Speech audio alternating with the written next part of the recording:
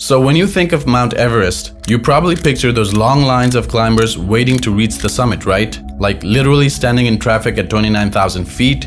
It's become this whole thing where people pay huge money to get guided up the mountain, and honestly, it almost feels routine now. But here's what most people don't know. There's a side of Everest that almost nobody talks about. A route so dangerous, so remote, that even the world's best climbers usually look at it and choose something else. This isn't some closed-off area. I mean, technically you can get permits to climb it, but it might as well be off limits, because the mountain itself keeps people away. It's called the Kangshung Face, and if you think climbing Everest is already pushing human limits, this route is on a whole different level. Today, I want to tell you about the people who actually tried to climb this nightmare of ice and rock. Some of them made history, and some of them, well, they paid the ultimate price. Okay, so let's talk about where this thing actually is. Most people climb Everest from Nepal on the south side or from Tibet on the north side. These are the routes you see in documentaries, the ones with base camps and established paths. But on the eastern side of Nepal, facing Tibet, there's this massive wall called the Kangshung Face.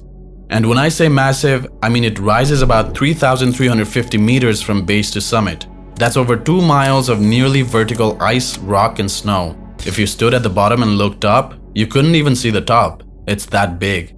Now here's the thing, this face doesn't just go straight up. It's covered in these things called seracs, which are basically giant towers of ice. And these are unstable. They can be as big as office buildings, and they just fall. Without warning, you could be climbing below one, doing everything right, and suddenly thousands of tons of ice come crashing down on you.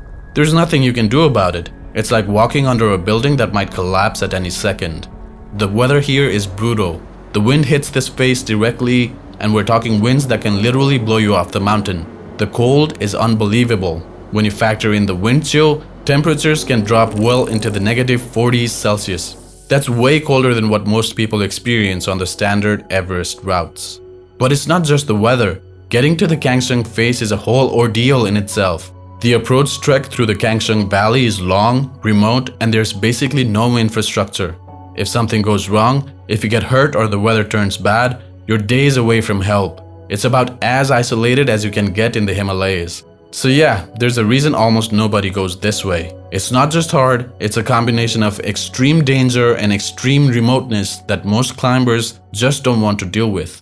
But of course, some people looked at this absolute nightmare and said, you know what, I'm going to try it anyway. The first serious attempt on the Kangshung Face happened back in 1981. A team of Americans, led by climbers like Richard Blum and Louis Reichart, decided they wanted to take on what everyone else was avoiding. And look, these weren't amateurs. These were experienced mountaineers who knew what they were getting into. Or at least, they thought they did. They set up base camp and started scouting the route. And pretty quickly, they realized this was bad, like really bad. The avalanche risk was constant. They'd be trying to find a path up, and all around them, snow and ice would just come crashing down. Sometimes it felt like the mountain was actively trying to push them back. They made it to around 7,000 meters, that's pretty high, you know, like over 23,000 feet, but eventually they had to make a call. The objective dangers, the stuff you can't control no matter how skilled you are, were just too much, so they turned back. But here's the thing about climbers, especially elite climbers, they don't give up easily. Especially when something is labeled nearly impossible. 2 years later, in 1983, another American team came back. This time, they were absolutely determined to make it work. The team included some of the best high-altitude climbers in the world. Guys like Louis Reichart, who had been on that 1981 attempt, Carlos Buller, Kim Mom, George Lowy, and others. They spent months planning, studying photos, trying to figure out a route that wouldn't get them killed. And in the spring of 1983, they went for it. Now, climbing the Kangshung Face isn't like climbing the normal routes. On the south side, you've got fixed ropes, ladders over crevasses, established camps. It's still dangerous, don't get me wrong, but there's a system. Here, there's nothing. You're basically pioneering every single step. These guys even brought a 5-horsepower winch to haul gear up the lower sections of the face. Think about that for a second. They needed a mechanical winch just to get their supplies up the first part of the climb. That's how steep and difficult it was. The team made slow progress. We're talking like 100 feet a day sometimes, because every move had to be thought through. One bad anchor, one misjudgment about the ice, and you could be in serious trouble. They established several camps on the face higher and higher, and somehow, it's almost unbelievable when you think about it, they kept going. Week after week, they pushed up this wall that had defeated everyone before them. And then, on October 8, 1983, 3 members of the team actually reached the summit. Kim Mom, Carlos Buller, and Louis Reichart stood on top of Everest after climbing the Kangshung Face. They did it. They actually did it. The next day, October 9th, 3 more climbers summited: George Lowy, Dan Reed, and Jay Castle. But here's where it gets real. Getting to the top was only half the battle. They still had to get down. And going down this face, exhausted, low on supplies, that's where things could have gone horribly wrong. The descent was treacherous, every bit as dangerous as going up. But somehow, they all made it back alive. It was one of the greatest mountaineering achievements of all time, and honestly, most people have never even heard of it. So you might be thinking, okay, they did it in 1983, so why don't more people try?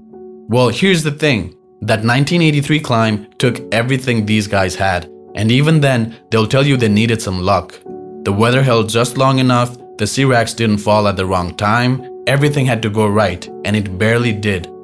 Since then, only a small number of teams have successfully climbed the Kangshung Face. And small, while it's hard to get exact numbers because some expeditions aren't well documented, we're talking maybe a dozen or so successful ascents in total compared to the thousands and thousands of people who have summited Everest from the standard routes. See, the problem isn't just that it's hard, it's that so much of it is out of your control. You can be the best climber in the world, have the best gear, make all the right decisions, and still a sea rack can collapse and that's it. The objective hazards, that's what climbers call the dangers you cannot do anything about, are just overwhelming on this face.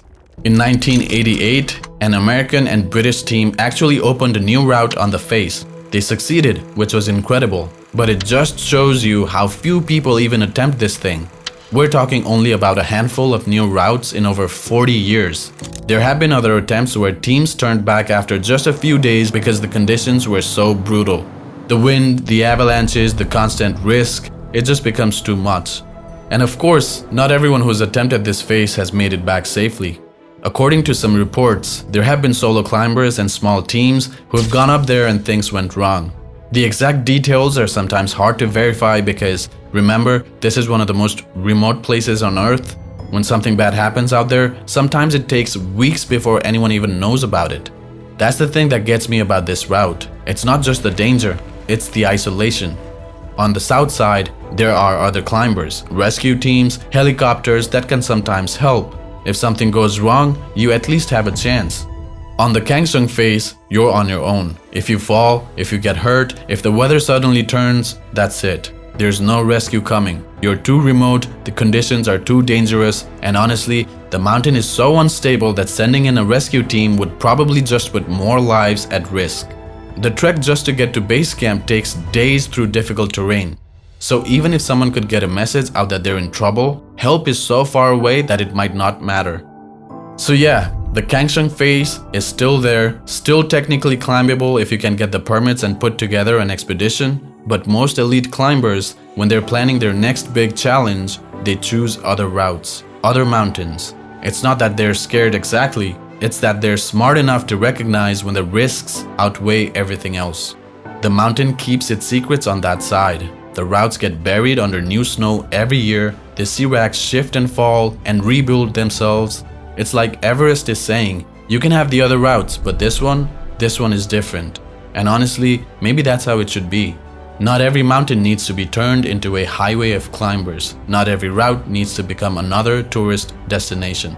The people who made it up the Kangshung Face, they proved it could be done, but they also proved something else.